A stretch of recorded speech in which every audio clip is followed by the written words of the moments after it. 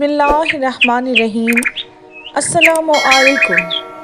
قرآن اور وظیفہ چینل پر خوش آمدید۔ سورہ رحمان کی تلاوت کا اجر و ثواب۔ امام جعفر صادق علیہ السلام سے منقول ہے کہ آپ صلی اللہ علیہ وآلہ وسلم نے فرمایا کہ سورہ رحمان کی تلاوت اور اس کے ساتھ قیام کو ہرگز نہ چھوڑنا، کیونکہ یہ سورہ منافقین کے قلوب میں ہرگز نہیں ٹھہرتا۔ اللہ تعالیٰ قیامت کے دن اس سورہ کو ایک انسان کی شکل عطا کرے گا جو نہایت حسین و جمیل ہوگا اور جس سے عمدہ خوشبو آ رہی ہوگی۔ پھر وہ ایک ایسی جگہ قیام کرے گا کہ خداوند تعالیٰ کے معنوی طور پر بہت قریب ہوگا۔ خداوند تعالیٰ اس سورہ سے پوچھے گا کہ دنیاوی زندگی میں کون سا شخص تیرے مضامین کے ساتھ قیام پذیر ہوتا تھا اور ہمیشہ تیری تلاوت کرتا تھا؟ وہ سورہ جواب میں کہے گا، پروردگار، وہ فلاں فلاں تیرے بندے ہیں۔ تو اس وقت ان افراد کے چہرے خوشی سے چمک اٹھیں گے۔ اب خدا ان سے مخاطب ہو کر کہے گا، تم جس کی مغفرت چاہتے ہو اس کی سفارش کر سکتے ہو۔ وہ اس وقت اپنی آرزو کے مطابق لوگوں کی بخشش کی سفارش کریں گے۔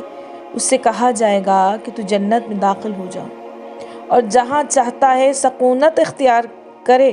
ایک اور حدیث میں ہے کہ امام جعفر صادق علیہ السلام نے فرمایا، جو شخص سورہ رحمان کی تلاوت کرے اور جب وہ آیت فَبِأَيِّ آلَاءِ رَبِّكُمَا تُكَذِّبَانِ پڑھے تو کہے، اے خداوند، میں تیری کسی نعمت کا انکار نہیں کرتا۔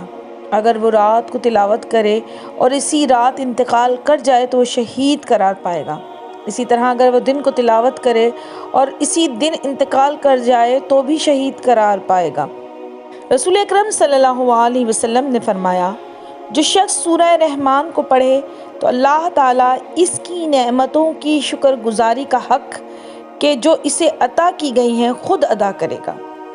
جابر بن عبداللہ الانصاری سے روایت ہے کہ جب رسول اکرم صلی اللہ علیہ وسلم سورہ رحمان کی تلاوت فرماتے تھے تو سامعین خاموش رہتے تھے اور کچھ نہ بولتے تھے۔ رسول اکرم صلی اللہ علیہ وسلم نے فرمایا، جن تم لوگوں سے جواب دینے میں احسن ہے، کیونکہ جب میں ان پر سورہ رحمان پڑھتا ہوں اور جب میں کہتا ہوں کہ فَبِأَيِّ آلَاءِ رَبِّكُمَا تُكَذِّبَانِ تو وہ اس کے جواب میں کہتے ہیں کہ نہیں اے ہمارے رب، ہم تیری کسی نعمت کا انکار نہیں کرتے۔ سبحان اللہ۔ امید ہے آپ کو یہ ویڈیو پسند آئے گی۔ اسے لائک اور شیئر کریں، چینل کو سبسکرائب کریں۔ مجھے اجازت دیں، اللہ حافظ۔